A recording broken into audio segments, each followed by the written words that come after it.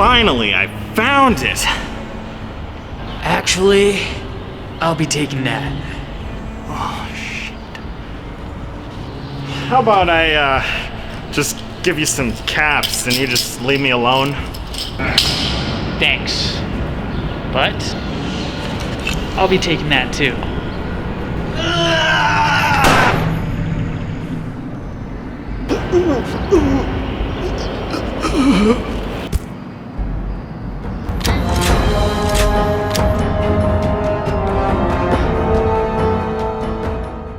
Hey everyone, and welcome back to the network, where today we finally got our hands on the Wand Company Pip-Boy Model 3000. Pretty much the whole package kind of comes inside of one of these like styrofoam sort of containers, or like packing foam sort of containers. And then of course it came in a box. Didn't think you needed to see the box because it's pretty much just a box. But before we get too far into this, I do want to say a huge thank you to Courier Gamer over on YouTube for playing the NCR Ranger in our skit. Yeah, without any further introduction, let's go ahead and delve into what we have here. So first off, it does have the instruction manual and this little picture card that says caution high volume. When the radio signal is strong and the radio volume is set to maximum, the headphone volume might be uncomfortably high. Please reduce the radio volume before putting your headphones on and adjust it to suit your comfort level. So that's kind of fun. And then you got this cute little graphic there of a couple vault dwellers just having their ears blown out. So that's kind of funny. Let's take a look at this instruction manual and then we'll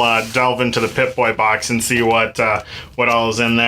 The Wand Company is pretty cool when it comes to like their products, because they definitely like to kind of be very thematic when it comes to their packaging and like presentation for their products. And I doubt that this thing will be any less so than their previous stuff. We did actually take a look at the Pip-Boy Model 5000 or Pip-Boy Model 3000 Mark IV or something, whichever the one is from the TV show. I'll go ahead and link a video to that down below if you want to check that thing out before going into this one, because this is pretty much a direct upgrade of that version. And oh boy, do we ever have a lot of information here. It has information on displaying the Pip-Boy, charging the Pip-Boy, putting the Pip-Boy on, powering it on, controlling it, Fallout 3 or Fallout New Vegas, because this thing does have two different modes. It can either be the Fallout 3 or New Vegas Pip-Boy. And then there is this pretty cool graphic that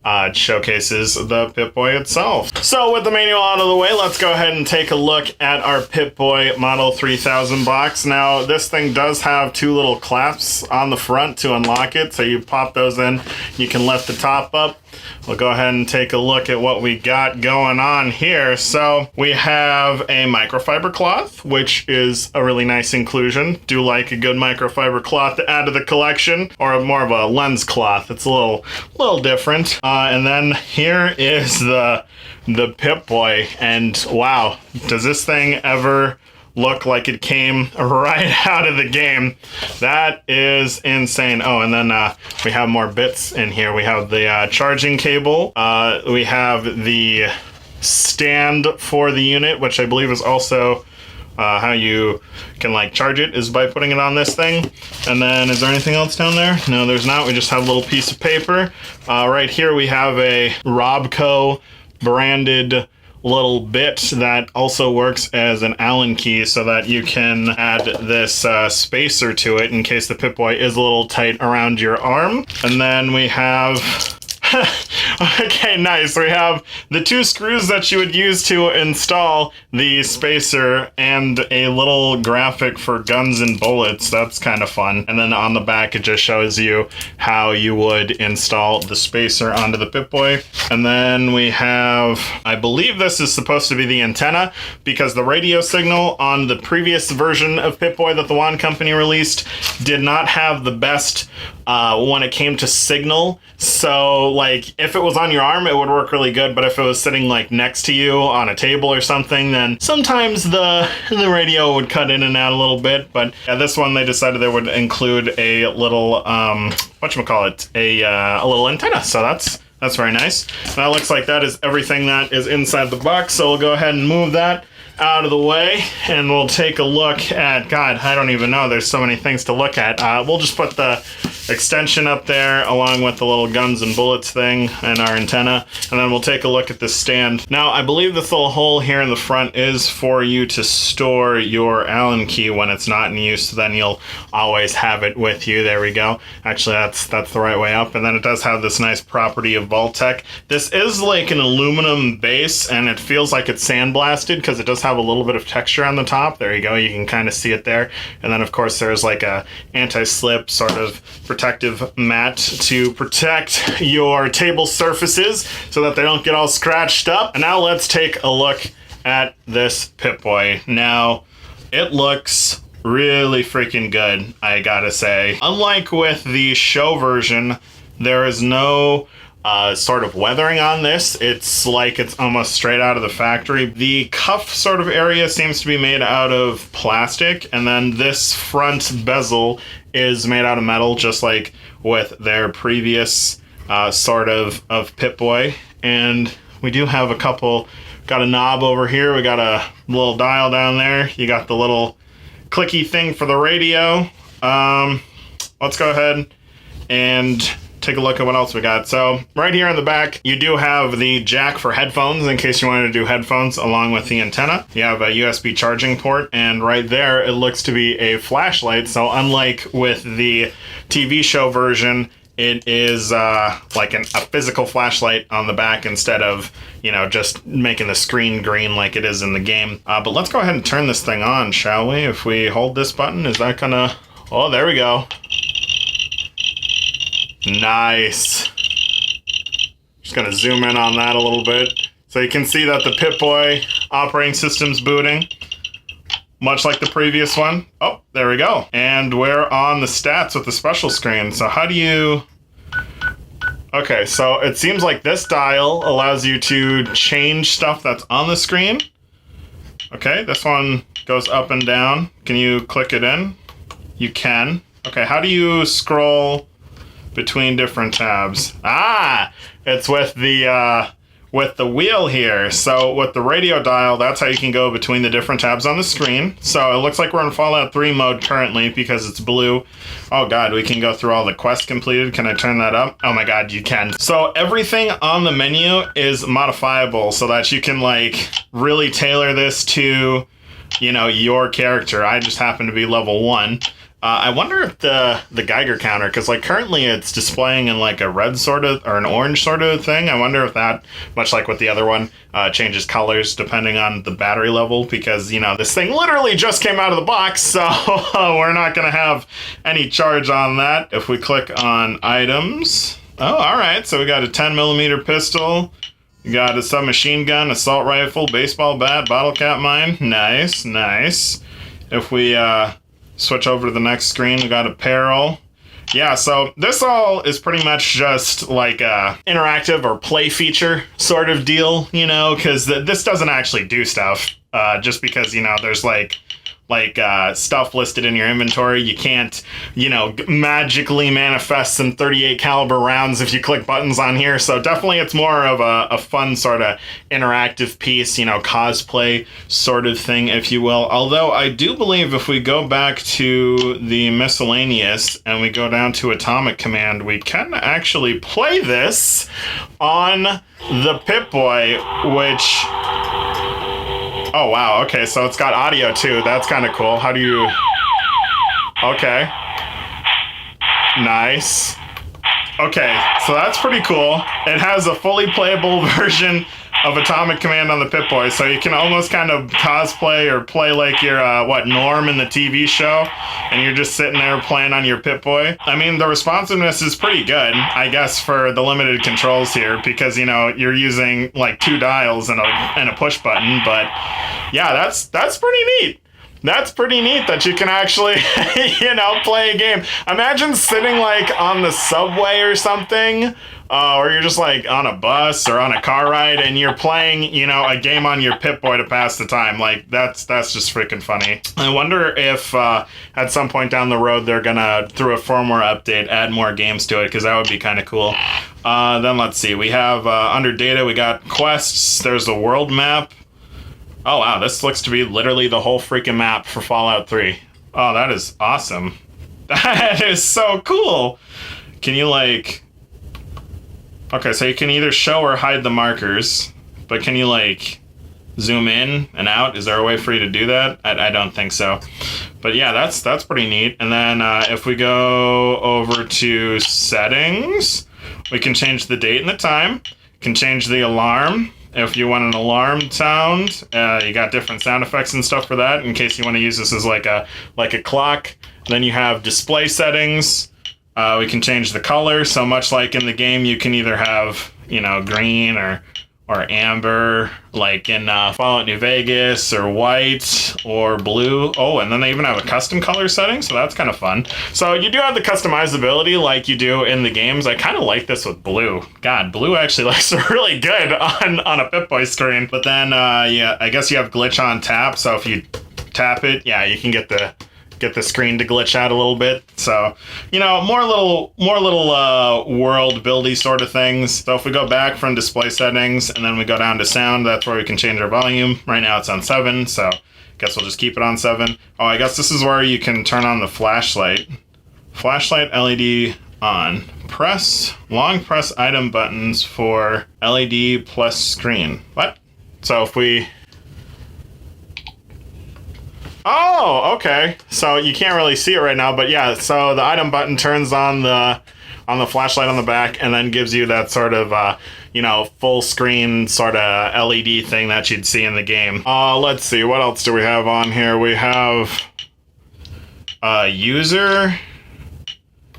Wait, oh wow, you can actually edit the name on the Pip-Boy itself? Oh wow, that is awesome. So like, on the other Pip-Boy that the Wand Company released, the only way for you to like change the name was if you went to their website and you upgraded the firmware. You had an option where you could decide if you wanted to add your name or not. And now it's just built into the user interface. And I don't know, there's just something about using... what do you call it? The Pip-Boy itself is like this little TV. It would, or not little TV, but like little keyboard. It would be really cool if this thing could connect to the internet, and then imagine like texting your friends through Skype with the with the freaking Pip-Boy.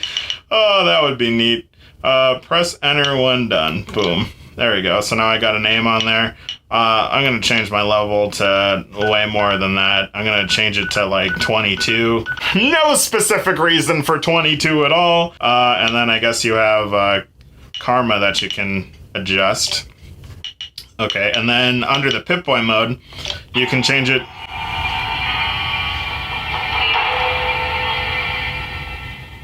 You can change it between Fallout 3 and New Vegas, and then you get obviously a little chime there. That's kind of neat. I'm gonna go back in and change the display settings so that the color is dictated by the mode. So there we go. Now we're in our blue, or not in our blue, but our sort of amber color thing here, and it says Mojave Wasteland. But if I go back and change it to Fallout 3.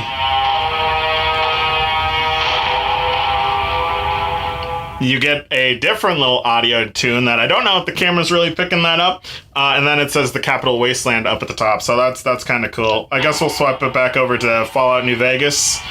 And then we'll see what else we have going on the menu here. So now if we go to the map, we have Fallout New Vegas's map loaded on here, which is really neat. Again, if you're kind of like cosplaying as an NCR Ranger or the lone survivor from Fallout 3, you can, you know, customize your Model 3000 Pip-Boy to match the game that you're from. And then if we go to the radio, obviously you can use this thing as a standard radio. So if I go to Seek, we'll probably, hopefully, find some actual, like, radio station.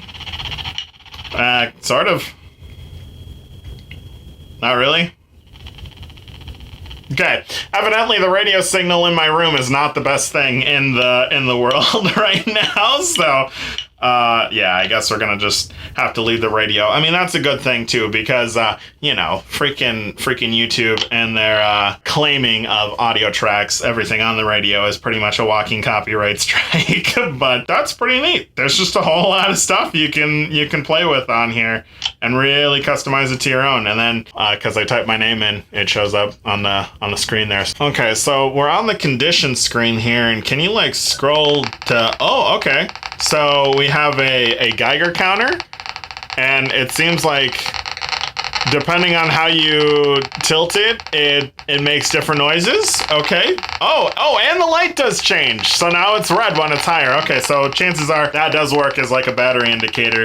And then if you go down to effect, we have no status effect. There's the clock in case you want to have just the time, if it's sitting next to you. And then this screen is actually pretty cool because this one tells you like all of the information about the Pip-Boy.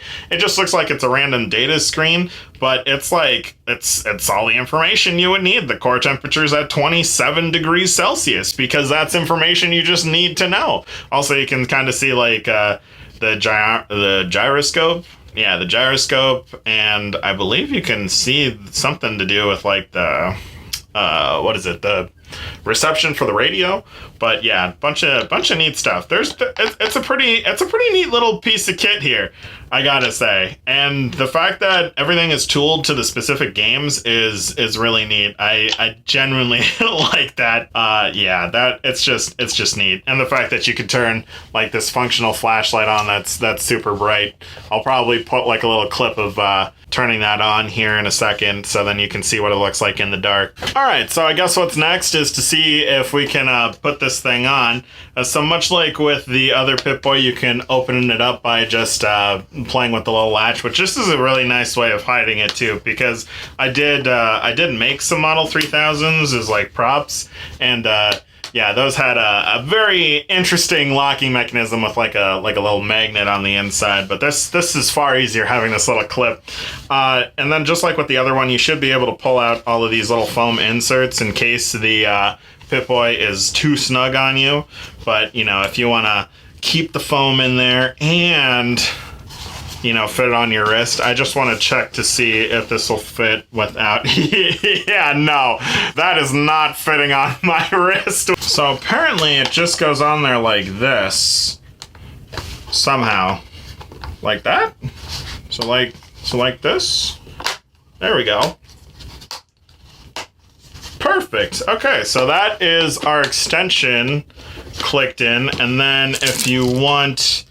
you can remove the screw, which I think I'm going to go ahead and do anyway because, we just established that this is not going to fit on my fat old wrist without an extension. Might as well use all the included tools. It's really nice that they included that with the Pip-Boy so that, if you're not armed to the teeth in different tools, you can actually achieve, screwing some things in without needing to go buy something else on top of your, like, $400 Pip-Boy. That is the extension plate. Is there another screw that needs to be added in there? There is. So this other screw goes in that side. So I guess I'm going to go ahead and screw that in real quick, and then we'll cut right back. Okay, now that we have... our extension plate like firmly mounted, let's go ahead and put this thing on or snap it on our wrist. There we go. And then I guess you just click that down like that. Oh, and try not to get your arm skin stuck in the what's it called, like in the latch. But yeah, there we go. We have the Pip-Boy on. It's looking pretty freaking snazzy. These are memory foam on the inside, so in theory, the longer that you wear it, the more compressed it'll get, so hopefully it'll fit on your arm just a little better. And again, you can always take out the foam inserts if you don't like this little extension look to it. But honestly, they did such a good job kind of modeling it in that it doesn't look too off when compared to the in-game models. So definitely a neat little feature, and I'm glad they thought about it because the TV show Pip-Boy was pretty tight, and it's also a heck of a lot smaller than this one. It's maybe like that big, something like that. But let's go ahead and put this thing on the stand real quick so we can take a look at that. There we go. So here is the Pip-Boy mounted on its stand, and it can sit there all nice and pretty. But the real question is, should you purchase one of these Pip-Boys? Now, I gotta say, it is $300, I believe, or like comes to $350 after tax, at least here in America. And that is kind of a pricey bit of kit because the TV show version was only $250. Again, this has like upgradable firmware, so that's like a plus, but still, this is like the cream of the crop when it comes to sort of video game memorabilia and like owning literally a piece of a game. And so I guess if you're like a diehard Fallout fan and you want to have this sort of thing just sitting up on a shelf, maybe you put it on occasionally or you use it as an alarm clock, I guess you could probably pick one of these up. It kind of depends on your situation if you want to invest $350 on one of these. But I would say for the cosplayer, this is an awesome thing to have because, if you weather this a little bit, then you pretty much are walking around with a very functional Pip-Boy, and it could add a lot to your costume. So ultimately, I'd say if you have the spare money and you're, a pretty decent Fallout fan or a cosplayer, definitely pick one of these things up because this is a neat thing to own. And I know that they're still available for sale currently, at least on the Bethesda Gear Store. They're supposed to be shipping their second wave soon, so I guess if you get it in quickly, you might get one right away. But yeah, with that, thank you for watching, and if you enjoyed, remember to drop a like and make that subscribe button glow so that you don't miss any future content. And if you have any suggestions for things you want us to take a look at, be sure to leave it down in the comments or pitch our official Discord server, a link down below in case you're interested in stopping by. With that, I'll see you in the wasteland.